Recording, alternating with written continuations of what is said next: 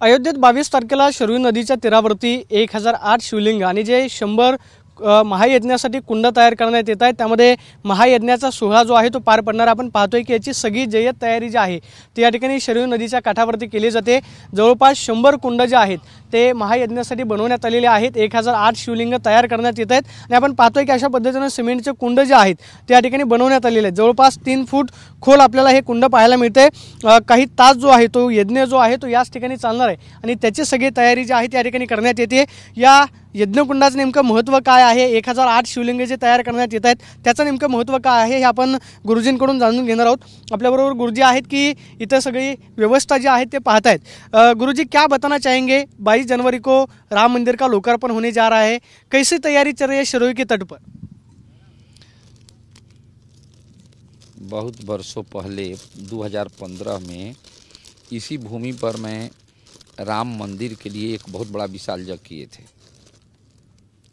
उसमें सिंघल जी, हमारे अयोध्या के गणमान्य नृत्यगोपाल दास जी और सब संत जुट करके सब विचार किए कि बाबा इसका आशीर्वाद उनकी 10 साल के अंदर में मंदिर बन जाएगा। तो मंदिर बन करके तैयार हो गया। प्राण प्रतिष्ठा के भी समय निर्धारित हो गई। तो उस प्राण प्रतिष्ठा के अवसर में उस पूर्व के संकल्प के माध्यम से फिर मैं दोबारा इस भूमि पर वैसा ही यज्ञ किए थे जैसा मैं अभी कर रहा हूँ। तो इसमें 100 कुंड है। 1100 दंपति इसमें हवन करेंगे जो हमारे भारत से अन्यत्र राज्यों से आएंगे। और उसमें 21,000 नाम जापक, 1008 जो मंदिर बना है उसमें 1008 शिवलिंग नर्मदेश्वर ओरिजिनल जो पक्के के होते हैं वो उसमें स्थापित करके 21,000 नाम जापक नेपाल से आ रहे हैं। हाँ, जो 9 दिन 9 रात इस कंपाउंड से बाहर नहीं जाएंगे, सीताराम नाम का जाप करेंगे। 17 से शुरू होगा वो जाप और जाकर के 25 को समाप्त होगा। 25 के बाद तब फिर हम नगर भ्रमण एक दिन हाँ करेंगे। अभी महत्व क्या है जो यज्ञ होने जा रहा है? वो यज्ञ का महत्व ये है कि कोई भी व्यक्ति इस यज्ञ के माध्यम से संकल्प करेगा तो उसका संकल्प पूरी हो जाएगा। जैसा कि हम लोग 15 में संकल्प किए कि 10 साल के अंदर मंदिर बन जाना चाहिए, तो मंदिर बन गया। अब तो सिंघल जी नहीं रह गए, स्वर्गवासी हो गए, लेकिन नृत्यगोपाल दास जी महाराज हैं, उनसे भी बात करना तो वो भी बताएंगे कि हाँ संकल्प था और उस संकल्प के माध्यम से यज्ञ हो रहा है। सब लोग यज्ञ में भाग लिए थे और 1 लाख आदमी को प्रतिदिन भोजन की भी व्यवस्था किए हैं। जो मैं तो सोच रहा था कि 10 तारीख से शुरू कर दें, लेकिन अभी तैयारियां पूरी नहीं हो गई, लेकिन तो 12-13 को शुरू ही हो जाएगा। इसमें सबका सहयोग है, शासन प्रशासन सब बेचारे सब लगे हुए। आनंद है। हाँ, शासन प्रशासन सब लगे हैं बेचारे, सब लोग अपना अपना सहयोग दे रहे हैं। और ये राम जी का जग है, राम जी का नगरी है, यहाँ असुरों की चलेगा नहीं। जो असुरी वृत्ति से प्रभावित करना चाहेंगे तो वो स्वतः उसका विनाश हो जाएगा। इसको कभी कोई प्रभावित नहीं कर सकता है।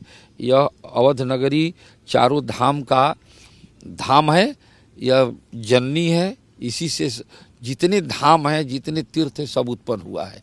तीर्थराज प्रयाग भी यहाँ आते हैं, सब तीर्थ यहाँ आते हैं, क्योंकि ये धामदा है, ये धामदा है, ये भगवान की धामदा है। भगवान यही निवास करते हैं। भगवान कहीं और रहते हैं वैकुंठ में, लेकिन शयन करते हैं अवध में। हाँ, उनका ये निवास स्थान है। इसलिए हर प्राणी इस भूमि का दर्शन करें और धार्मिक विधि से इसको पालन करें। इसे शासन थोड़ा सा भयभीत हुआ है कि भीड़ ज़्यादा आएगी, घबराने की कोई ज़रूरी नहीं है, कोई ज़रूरी नहीं है। जो भीड़ आए वो सुरक्षित रहेगी। सब अपने आप में सुरक्षित हैं, हम अपने में सुरक्षित रहेंगे।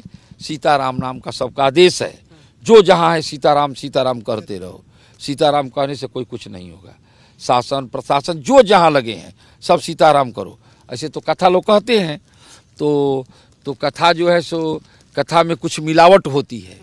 जितने कथावाचक है कथा में मिलावट होती है ना, लेकिन सीताराम में मिलावट नहीं है। ये सीताराम में कोई मिलावट नहीं है। इसलिए आप लोग सीताराम सीताराम कहते रहिए। और यह तो ओरिजिनल चीज़ है, कथा में कह नहीं दे, कथा में तो मिलावट है, कुछ जोड़ कुछ साँच कुछ अपनों से जोड़ देना, ये कर देना हो जाता है, लेकिन सीताराम में कोई मिलावट नहीं है। जो सीताराम करेगा वो सुनिश्चित है को विजेता हो जाएगा। आपण पाहतोय की याची सगळी तयारी जी आहे ती आपल्याला शरयू नदीच्या तीरावरती पाहायला मिळते आणि जो संकल्प 2015 मध्ये केलेला होता तो पूर्ण झालेला आहे। त्यामुळे 1008 शिवलिंगाचे मंदिर जे तयार करण्यात आलेले आहेत त्यामध्ये नामजप होईल आणि जे 100 कुंड तयार करण्यात आलेले आहेत त्यामध्ये महायज्ञ होईल अशी प्रतिक्रिया गुरुजींनी दिल्याचं पाहायला मिळते। Camera person Rakesh Sonu, Pradeep Kapse, TV9 Marathi, Ayodhya.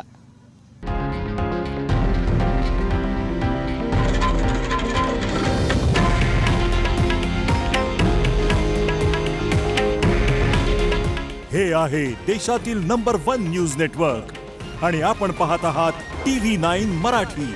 काळजी तुमची, हित महाराष्ट्राचं।